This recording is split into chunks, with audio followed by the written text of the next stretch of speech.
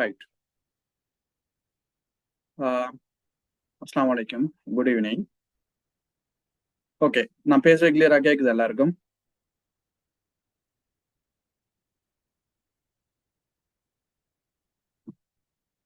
நான் பேசுறது கிளியரா கேக்குதா?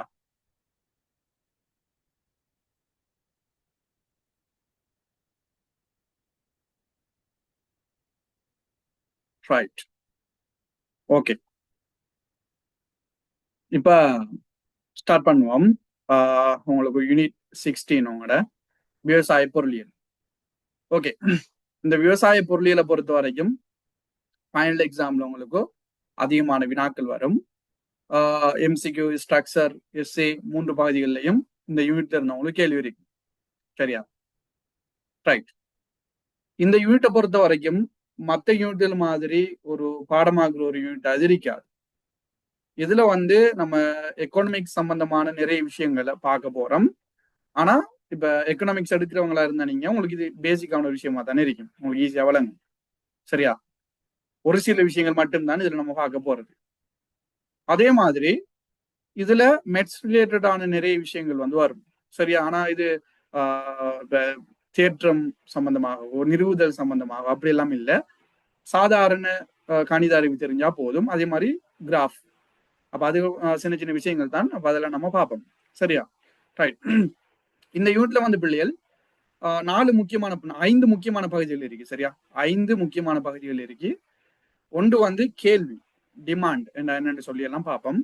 2வது சப்ளை, நிரம்பல் சம்பந்தமாக பார்ப்போம். 3வது சந்தை சமநிலை. சந்தை சமநிலை என்ன, அது எப்படி வணிகங்கள்ல தாக்கம் செலுத்துது என்ற விஷயங்களை பார்ப்போம். அடுத்து உற்பத்தி, உற்பத்தி சம்பந்தமாக, உற்பத்தி அதோட சேர்த்து செலவு, உற்பத்தியும் செலவும் இது நம்ம பார்ப்போம். அதே மாதிரி பின்னால விவசாய வணிகம் சம்பந்தமா பார்ப்போம். அப்ப இந்த விவசாய வணிகம்ங்கிறது பின்னால இருக்கக்கூடிய கடைசியா நம்ம படிக்க போற சாப்டர் அது. அப்ப அது ஃபுல்லா தியரி தான். சரியா? அப்ப அது உங்களுக்கு ஈஸியாக விளையும் கொள்ளையிலும்.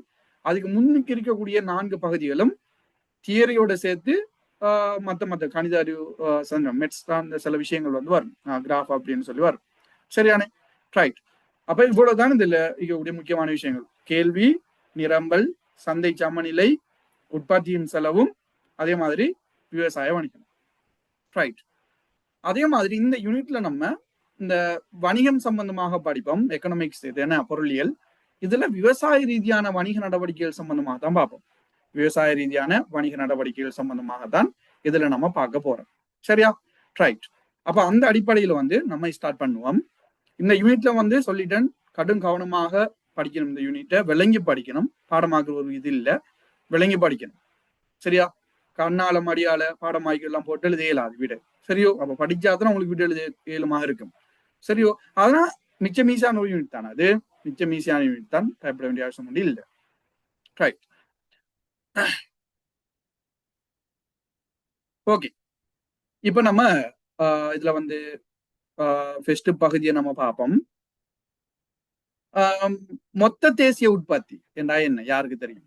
சொல்லுங்க பாப்போம். அன்மியூட் பண்ணி பேசுங்களா? ரைட். மொத்த தேசிய உற்பத்தி என்ன, யாருக்கு தெரியும்? ஒரு நாடொன்றுல குறிப்பிட்ட ஆண்டுல உற்பத்தி செய்யற எல்லா சேவைகள் பண்டங்களினுடைய மொத்த பெறுமதி. எஸ். ஒரு நாட்டுல ஒரு குறிப்பிட்ட வருஷத்துல உற்பத்தி செய்யப்படக்கூடிய எல்லா சேவைகள் பண்டங்களினுடைய மொத்த பெறுமதி, அதோட கூட்டுத்தொகையை தான் நம்ம சொல்லுவோம் மொத்த தேசிய உற்பத்தின்னு சொல்லுவோம். அப்ப கவனிங்க, உற்பத்தி ஒண்ணு நடந்தாதான் அந்த இடத்துல நமக்கு 2 விதமான விளைவு கிடைக்கும். நமக்கு வெளியீடு கிடைக்கும், அவுட்புட் கிடைக்கும். ஒரு உற்பத்தி நடக்குது, அந்த உற்பத்தி நடந்ததுக்கு பிறகு நமக்கு 2 விதமான வெளியீடுகள் கிடைக்கும். சரியா? ஒன்று, அது ஒரு பண்டமாக இருக்கும். ஏதாவது ஒரு பண்டம், நம்ம கையால தொட்டுணரக்கூடிய அல்லது நம்ம தேவைகளுக்கு பயன்படுத்தக்கூடிய ஏதாவது ஒரு பண்டம் ஒன்றை நம்ம உற்பத்தி செய்வோம்.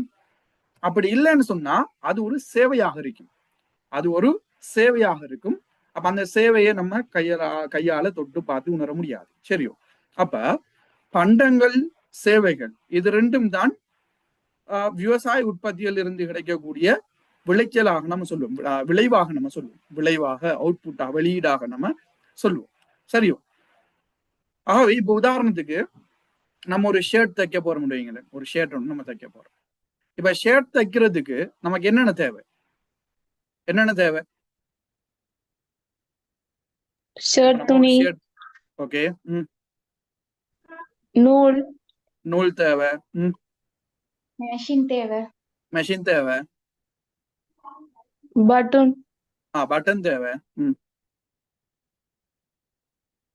வேற கத்தரிக்கோல், ரைட், சிசர், இதெல்லாம் சின்ன, இவ்வளவு பேசிக்கா போக தேவையில்ல.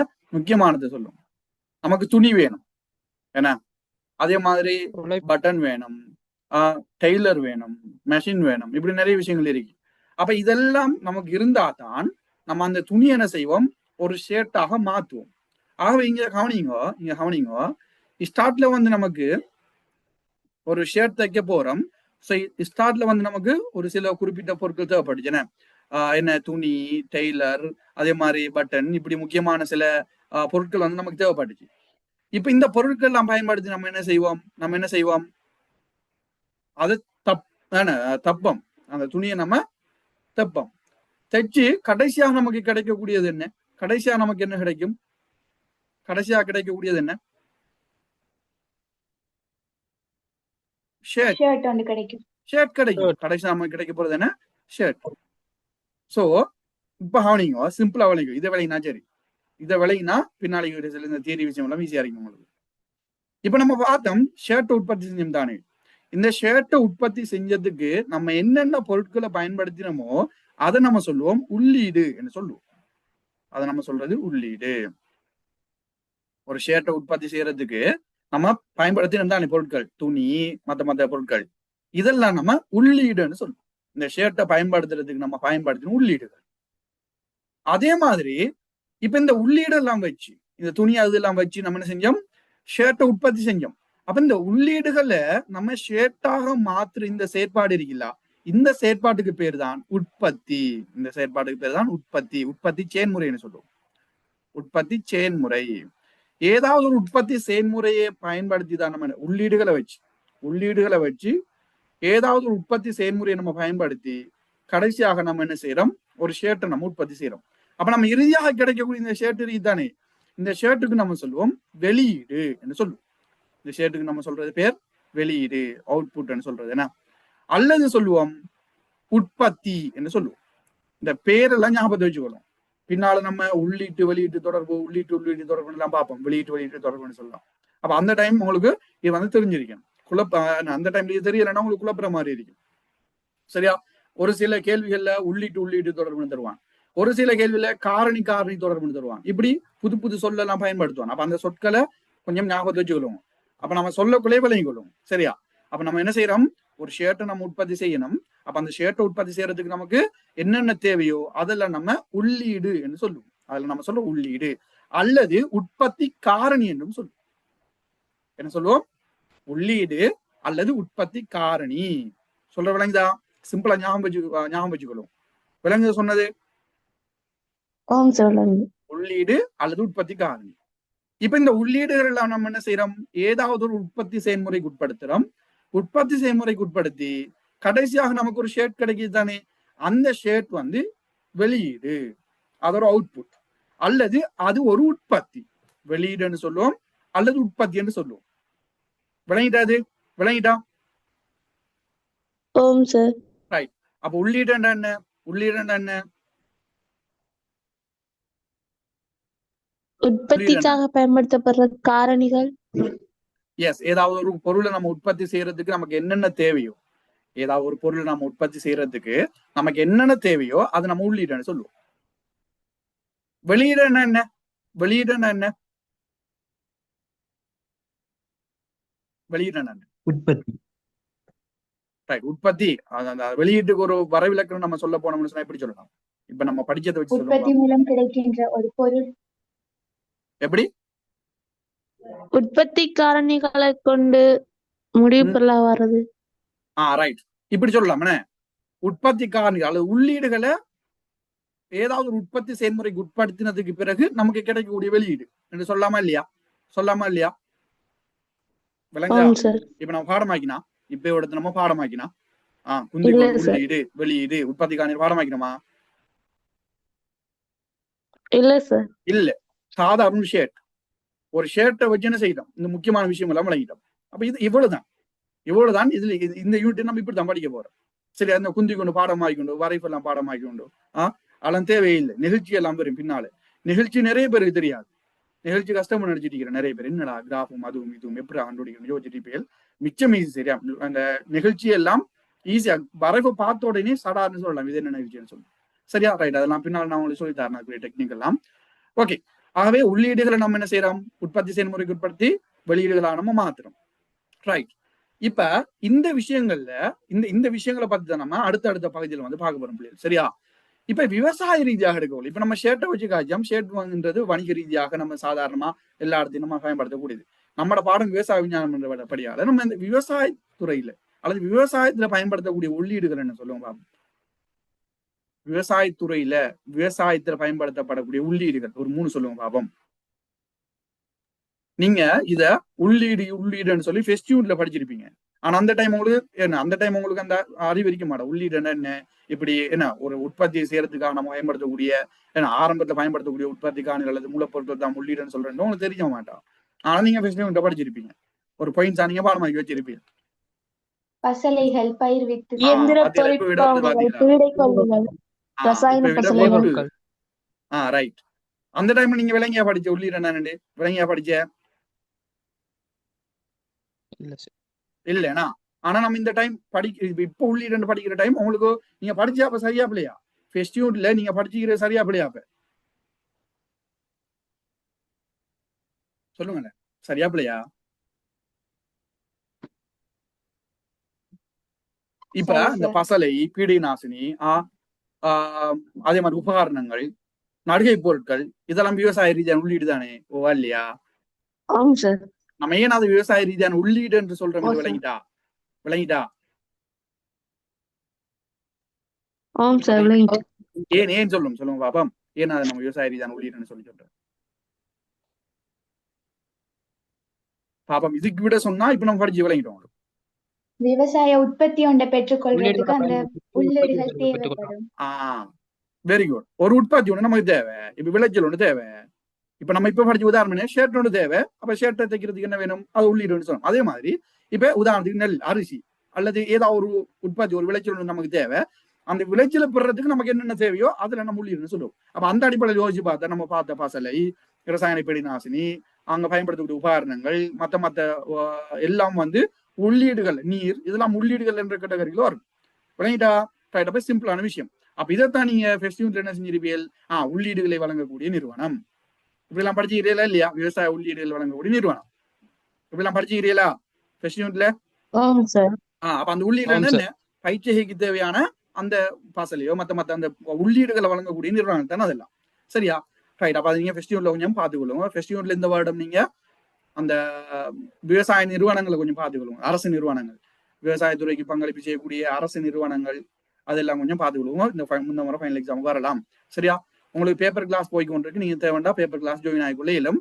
அதே மாதிரி நான் உங்களுக்கு சட்ல ஒரு குரூப் லிங்க் போட்டுருக்கிறேன். அந்த குரூப் இல்லாதவங்க குரூப்ல ஜாயின் ஆகிக்கொள்ளுங்க. சரியா, இந்த குரூப் இல்லாதவங்க குரூப்ல ஜாயின் ஆகிக்கொள்ளுங்க.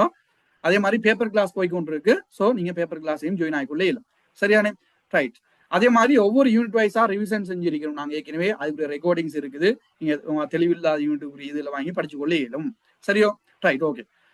இப்ப நம்ம இந்த யூனிட்டுக்குள்ள போவோம். ரைட்.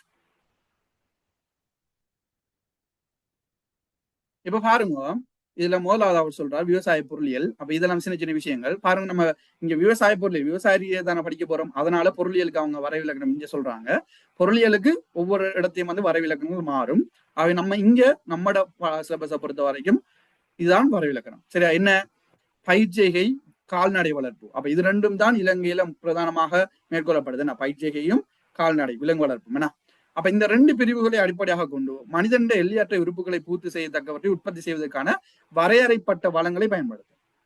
அப்ப இருக்கக்கூடிய வளங்களை நம்ம பயன்படுத்தி அந்த பயிர்ச்செய்கை நடவடிக்கையின் மூலமாகவோ அல்லது அந்த விலங்கு வளர்ப்பு மூலமாகவோ நம்ம என்ன செய்யறது, உற்பத்தியில பெறுறது. இப்ப இந்த உற்பத்தியில பெற்று என்ன செய்யணும்னு சொன்னா, ஒன்று நம்ம உணவு தேவைக்காக பயன்படுத்தலாம். நம்ம இந்த பயிற்சிகை அல்லது விலங்கு வளர்ப்புமாக பெறக்கூடிய உற்பத்திகளை ஒன்று உணவு தேவைக்காக பயன்படுத்தலாம், அப்படி இல்லாட்டி வேற எதுக்காக பயன்படுத்தலாம், அது வேற எதுக்காக பயன்படுத்தலாம்? வியாபார நோக்கம். Yes, very good. விற்பனை செய்யறதுக்காக பயன்படுத்தலாமா இல்லையா? விற்பனை செய்யறதுக்கு பயன்படுத்தலாமா இல்லையா? ஆம் சார். ரைட்.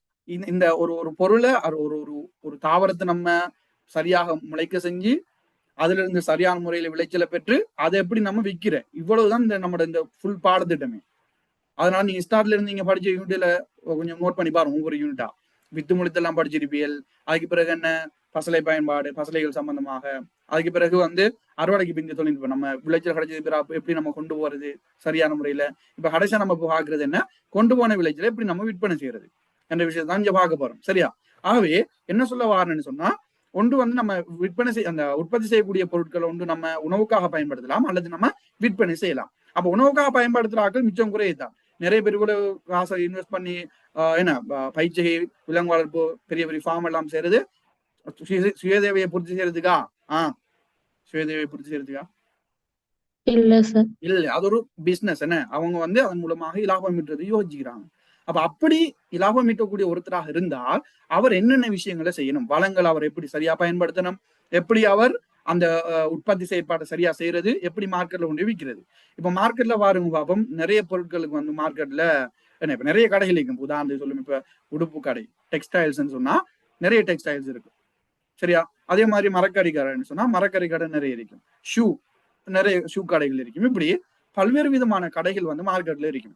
இப்ப நம்ம ஒரு புதுசா நம்ம ஒரு பிசினஸ் ஸ்டார்ட் பண்ண போறோம்னு சொல்ற நேரம், நம்ம அந்த மார்க்கெட்ல என்ன பிசினஸ் ஸ்டார்ட் பண்ற என்று சொல்லி ஒரு நாலேஜ் ஒன்று நமக்கு வேணும். அது அந்த நாலேஜ் அப்படியான ஒரு ஐடியா இருந்தா தான் நீங்க அந்த மார்க்கெட்ல என்ன செய்யணும், பிசினஸ் ஸ்டார்ட் பண்ண போகணும்.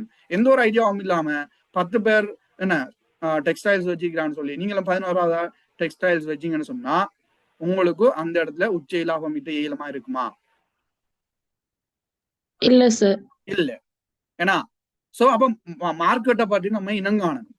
ஒரு மார்க்கெட்ல என்ன, அது என்ன பொருளுக்கு அதிகமான டிமாண்ட் இருக்கு, நம்ம எப்படி ஒரு பொருள் என்ன செய்யற, நம்ம மார்க்கெட்ல நம்ம வந்து எப்படி நம்ம பொருட்களை அறிமுகப்படுத்தணும், இந்த விஷயங்கள்லாம் கட்டாயம் தெரிஞ்சிருக்கேன். இதை நீங்க எங்க ஈஸியா பார்க்கலாம்னு சொன்னா, ஆப்பிள் இருக்கு தானே, நம்ம பயன்படுத்தக்கூடிய ஆப்பிள் ஐபோன் யூஸ் பண்றோம், ஐபேட், இப்படி நிறைய விதிகள் யூஸ் பண்றது தானே, ஓ இல்லையா? ரைட். ஐபோன் 11, 12, 13 சொல்லி எல்லாரும் வச்சுட்டு ஹைல. ஓகே, ஆப்பிள் வந்து அவனோட மார்க்கெட்டிங் ஸ்ட்ராட்டஜி வந்து வேற லெவல்ல இருக்கும். விளங்குதா? உண்மையா ஒன்றுமில்லாத கூட பெரிய தொகைக்கு விற்பான். விளங்கா சொல்றது? அப்ப அவன் வந்து மார்க்கெட்டிங் இன்னும் கண்டுட்டான். அதே மாதிரி பாருங்க, இப்ப மார்க்கெட்ல ஆப்பிள் மட்டும் தானே இருக்கு. இப்ப போனை உதாரணத்துக்கு எடுப்போம். இப்ப போன் பிராண்டுகள் வந்து எவ்வளவு இருக்குன்னா, ஆப்பிள் மட்டும் தானே இருக்கு. அது மட்டும் தானே இருக்கு. இல்ல சார். இல்ல, என்னென்ன இருக்கு உங்களுக்கு தெரிஞ்ச ஒரு பிராண்ட் ஒரு 5 சொல்லுங்க பாப்போம் குயிக்கா. மார்க்கெட்ல இருக்கக்கூடிய போன் உங்களுக்கு தெரிஞ்ச போன் பிராண்ட் ஒரு 5 சொல்லுங்க குயிக்கா. ஆண்ட்ராய்ட். Right, Android. நான் ஓஎஸ் சொல்லல. சரியா? நான் கேட்கறது பிராண்ட கேட்கிறேன். Samsung sir. சாம்சங் இருக்கு. வேற என்ன இருக்கு? Oppo, Vivo. ஓப்போ இருக்கு, விவோ இருக்கு, வாவி இருக்கு. அதே மாதிரி பிக்சல் இருக்கு. பிக்சல் ஒரு போன் இருக்கு, தெரியுமா எல்லாருக்கும்? தெரியுமா?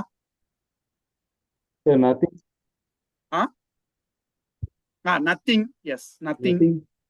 ரீசெண்டா அது ட்ரெண்ட் ஆகுது. நத்திங், பிக்சல், இப்படி நிறைய இருக்குண்ணா. ரைட். இதுல எல்லாரும் வாங்கணும் என்ற ஒவ்வொரு ஆளுக்கும் ஒரு ட்ரீம் இருக்கும், அல்லது நிறைய பேர் யூஸ் பண்ற போன் சொன்னா இதை சொல்லலாம். ரீசெண்ட் டேஸ்ல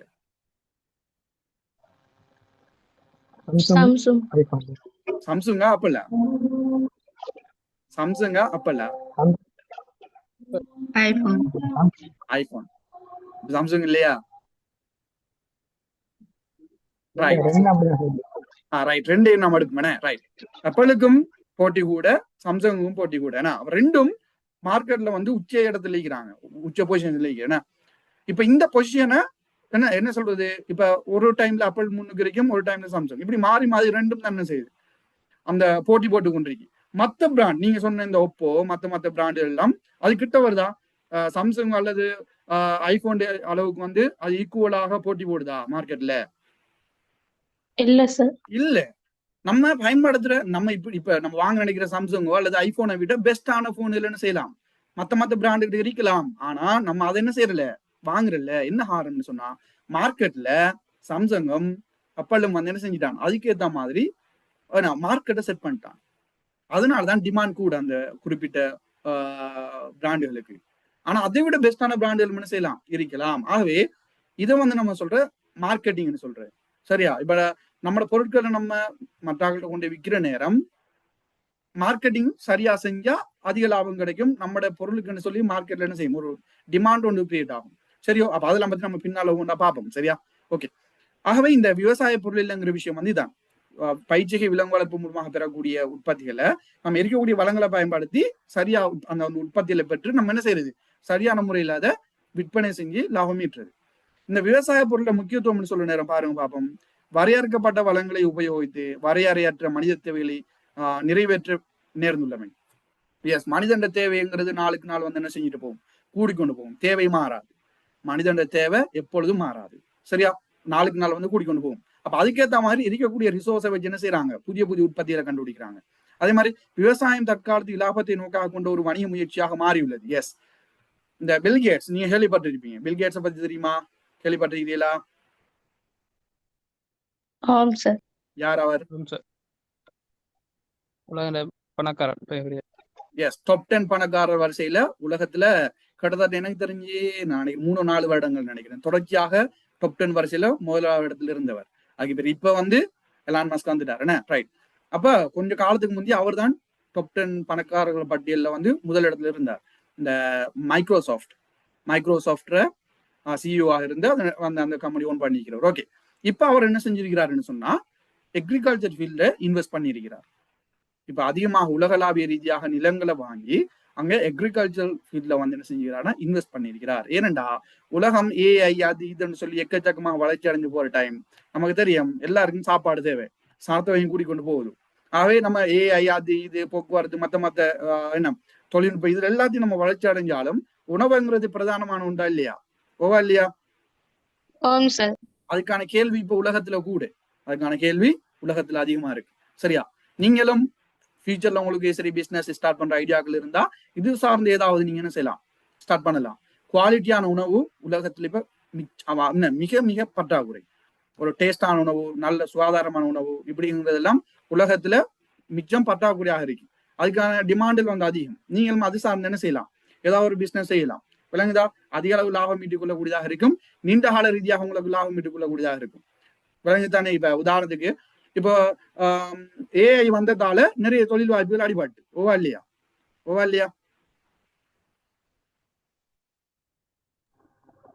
ஏஐ ஆர்டிபிஷியல் இன்டெலிஜென்ஸ் வந்ததுக்கு பிறகு நிறைய தொழில்துறைகள் அடி வாங்கி இருக்கா இல்லையா? தெரியுமா உங்களுக்கு? ரைட். நிறைய தொழில்துறையில அடி வாங்கி இப்ப ஏஐயே எல்லாத்தையும் செய்யுது. சரியா?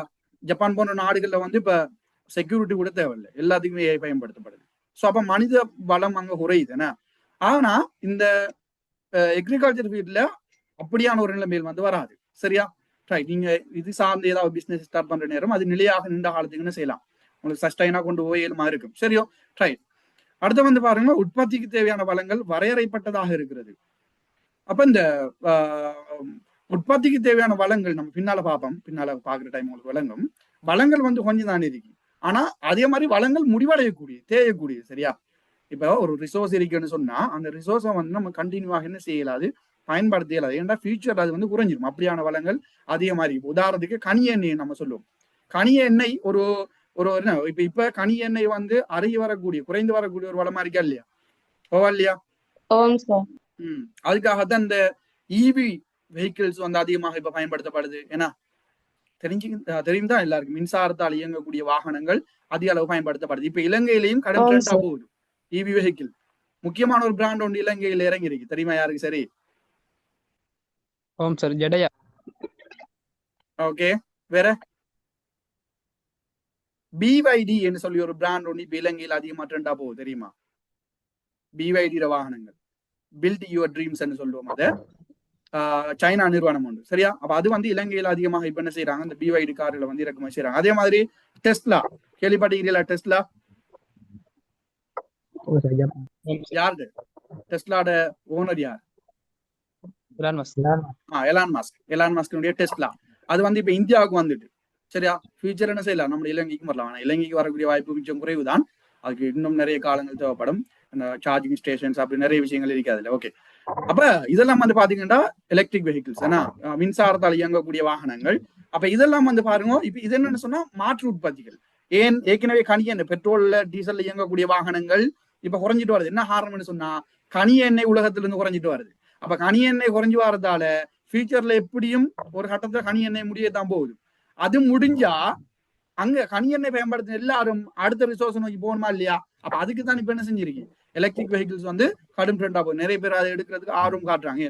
ஏன் ஃபியூச்சர்ல வந்து நமக்கு தெரியும் இந்த மசகு எண்ணெயினுடைய இருப்பு வந்து குறைஞ்சிட்டு வருது. அவ ஏதோ ஒரு கட்டத்துல அது முடியத்தான் போகுது. ஏன்னா ரைட். அப்ப இந்த வளங்கள்ங்கிறது வரையறைப்பட்டிருக்கும், முடியக்கூடியதாக இருக்கும். ஆனா மனிதன் அப்படி இல்லையே. நம்மளுக்கு எந்த விஷயத்தையும் 100% திருப்தி கிடைக்குமா?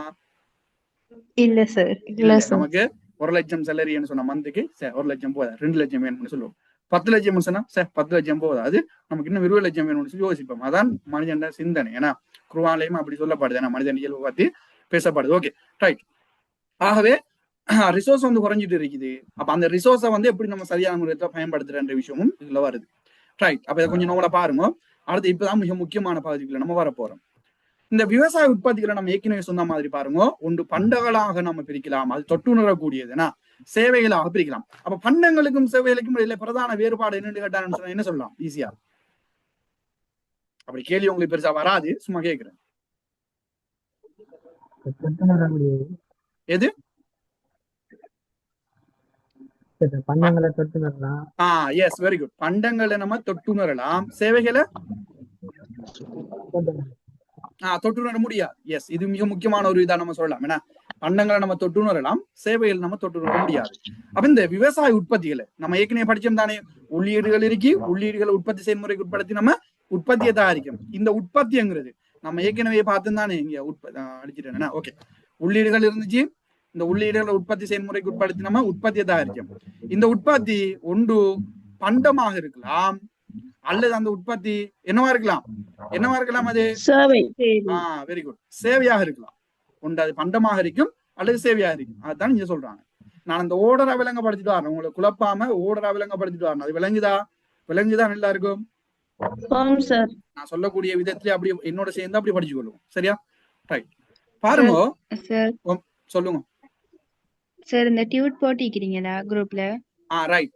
இப்ப நீங்க கிளாஸ்ல கண்டினியூவா வாரேன்னு சொன்னா நான் அந்த குரூப் லேட் பண்ணி உங்களுக்கு அதுடைய டியூட்டை வந்து குரூப்ல போடுவோம். ஸோ இந்த கிளாஸுக்கு ஜாயின் ஆக விருப்பமானவங்க ஜாயின் ஆகிக்கொள்ளுவோம். சரியானே? ரைட்டா. கிளாஸுக்கு ஜாயின் ஆக விருப்பமானவங்க இந்த நம்பர் தாரன். ஸோ ரைட், இந்த நம்பருக்கு மெசேஜ் ஒன்று தாங்க, டீடைல்ஸை வந்து சென்ட் பண்றேன்னா.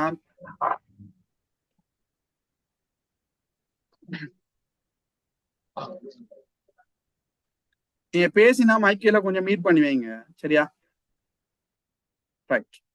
ஸோ நான் சட்ல போட்டிருக்கிறேன், கிளாஸுக்கு ஜாயின் ஆக விருப்பமானவங்க மெசேஜ் போட்டு ஜாயின் ஆகிக்கொள்ளலாம். 26க்கு அடுத்த ரிவிஷன் கிளாஸ் ஸ்டார்ட் ஆக போது, அவங்களுக்கு தியரி கிளாஸ் போய்கொண்டு இருக்கு. 27க்கும் தியரி கிளாஸ் போய்க்கொண்டு, யூனிட் 1 போகுது. 25 இந்த வருஷம் எக்ஸாம் எழுதுறவங்களுக்கு பேப்பர் கிளாஸும் போகுது, தியரி கிளாஸும் போகுது. பேப்பர் கிளாஸ்ல நாங்க மாடல் பேப்பர்கள் செய்யறோம். தியரி கிளாஸ்ல இப்ப நாங்க யூனிட் 16 நம்ம ஸ்டார்ட் பண்ணிருக்கிறோம். சரியா? Right. Okay right. Class join ஆக விருப்பமானாக்க இந்த நம்பருக்கு மெசேஜ் கொடுத்தாங்க. ஓகே, மற்ற டீடைல்ஸ் நான் உங்களுக்கு அதில் போட்டு விட்டுறேன். ரைட். அப்ப இங்க விஷயத்துக்கு வருவோம்.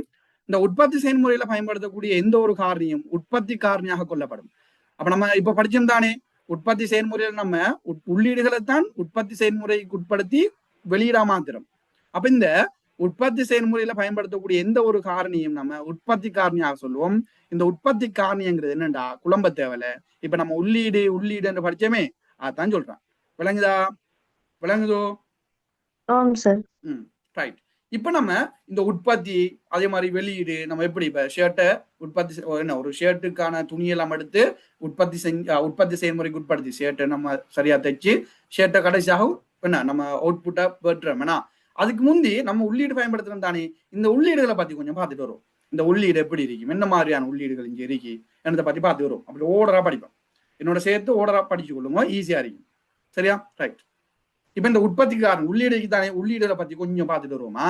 ரைட். நம்ம அந்த ஓர்டரா போவோம். சரியா? நான் சொல்ற விளங்குதா உங்களுக்கு? ஓர்டர் என்னன்னு விளங்குதா?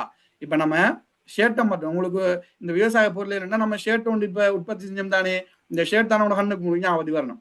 விளங்கா சொல்றது? விளங்குதா? பெஸ்ட்டுக்கு ஷர்ட் உற்பத்தி செய்யறதுக்கு நம்ம உள்ளீடு வேணும். அந்த உள்ளீடை நம்ம என்ன செய்யறோம், உற்பத்தி செயல்முறைக்கு உட்படுத்தி நம்ம வெளியிட பெறோம். இதைத்தான் நம்ம இந்த யூனிட் ஃபுல்லா படிக்க போறோம். இந்த ஓர்டரை தான் படிக்க போறோம். பெஸ்ட்டுக்கு இப்ப உள்ளீட்டை பத்தி பார்ப்போம். அதுக்கு பிறகு இந்த உற்பத்தி செயல்முறையை பத்தி பார்ப்போம். அதுக்கு பிறகு நம்ம எப்படி அந்த வெளியீட்டை வச்சு லாபம் ஈட்டுற விஷயத்தை பார்ப்போம். அப்ப இந்த ஓர்டர் தான் நம்ம இப்ப படிக்க போறது கம்ப்ளீட்டா. அப்ப இதுல நம்ம ஃபர்ஸ்ட் பார்க்க போறது என்ன, உள்ளீடை பத்தி கொஞ்சம் பார்த்துட்டு வருவோம். ரைட். இந்த உள்ளீட்டை நம்ம இந்த உற்பத்தி காணியில நம்ம பல்வேறு விதமாக நம்ம வகைப்படுத்தலாம். சரியா? அப்ப விவசாய ரீதியான உள்ளீடுகள் என்று சொல்ற நேரம் பிள்ளைகள் பாருங்க, உற்பத்தி காணியில அதாவது அந்த உள்ளீடுகளை நம்ம தன்மைக்கேற்ப, அப்ப நம்ம இந்த இதுக்கு பிறகு நான் உள்ளீடு என்ற சொல்லுக்கு பதிலா உற்பத்தி காணி என்று சொல்ல பயன்படுத்துறேன். சரியா? விளங்குதா? இப்ப ஜூம் கட் ஆகினா திருப்பி ஜாயின் ஆகிக்கொள்ளுங்க. ஜூம் வந்து இப்ப கட் ஆகும், திருப்பி அதே லிங்க்ல குயிக்கா ஜாயின் ஆகணுமா, லேட்டா கூட குயிக்கா ஜாயின் ஆகும். கொஞ்சம் மிஸ் ஆனாலும் இன்ட்ரெஸ்ட் போயிடும், விளங்க மாட்டாங்க உங்களுக்கு. ஸோ அதுக்காக சொல்றேன் குயிக்கா ஜாயின் ஆகும். ஓகே. இப்ப இந்த உள்ளீடுகளை வந்து நம்ம பல்வேறு விதமாக உற்பத்தி காணியில பல்வேறு விதமாக வகைப்படுத்தலாம். அதுல முதலாவது தன்மைக்கேற்ப, உற்பத்தி காரணிகளுடைய தன்மைக்கேற்ப நம்ம வகைப்படுத்துறது.